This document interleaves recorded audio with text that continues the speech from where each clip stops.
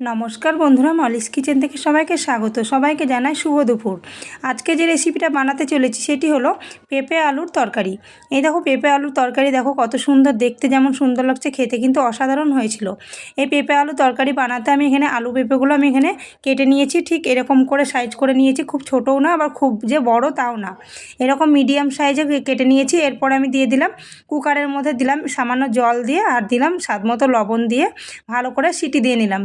খুব জোর 2 থেকে 3টে সিটি দিয়েছি, তাহলে কিন্তু পেঁপে আলুটা সেদ্ধ হয়ে যাবে। এবার এখানে মশলা নিয়েছি, মশলাতে নিয়েছি 2টো টমেটো, কয়েকটা কাঁচা লঙ্কা, আর জিরে ধনে অল্প অল্প করে নিয়েছি সামান্য, আর নিয়েছি আদা। মশলাটা খুব সুন্দর করে পেস্ট করে নিয়েছি। এরপরে দিয়ে দেবো কড়াইতে সর্ষের তেল, আর এদিকে আমার পেঁপে আলুটাও সেদ্ধ হয়ে গেছে।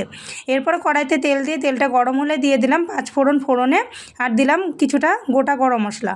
এরপরে দিয়ে দিলাম গোটা গরম মশলাটা ভাজা হয়ে গেল, তারপরে দিলাম বেটে রাখা মশলাটা দিয়ে আমি খুব সুন্দর করে কষিয়ে নেব। একটু নাড়াচাড়া করার পরে দিয়ে দেবো লবণটা, কিন্তু দেবো না এখানে, লবণটা যেহেতু আমি সেদ্ধ করার সময় দিয়েছি সেই জন্য লবণটা দেবো না। এখানে সামান্য হলুদ দিয়ে দেবো, মানে কালারের জন্য হলুদটা দেবো। হলুদটা দিয়ে মশলাটা খুব সুন্দর করে কষিয়ে নেব। এতে কিন্তু এই রান্নাটা কিন্তু আমি শুকনো লঙ্কার গুঁড়ো কিংবা শুকনো লঙ্কা কিছু দিইনি, শুধু কাঁচা লঙ্কা দিয়ে কিন্তু বানিয়েছি। এটা খেতে কিন্তু দারুণ লাগবে। আর এই রান্নাটা কিন্তু পুরোটাই নিরামিষ রান্না, কিন্তু এরকম করে রান্না করলে দারুণ লাগে। আর একটু যদি গোটা গরম মশলা ফোড়নে দেওয়া যায় তাহলে কিন্তু টেস্টটা খুবই সুন্দর লাগে।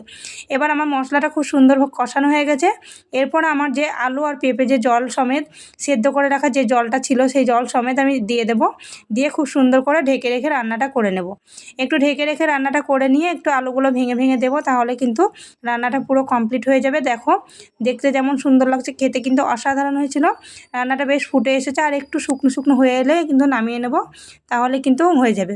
এই রান্নাটা কিন্তু ডালের সঙ্গে খেতে কিন্তু দারুণ লাগে। আর নিরামিষ দিনে কিন্তু এরকম রান্না বানানোই যায়। আর যা গরম পড়েছে, এতে করে পেঁপের তরকারি কিন্তু খাওয়াই যায়।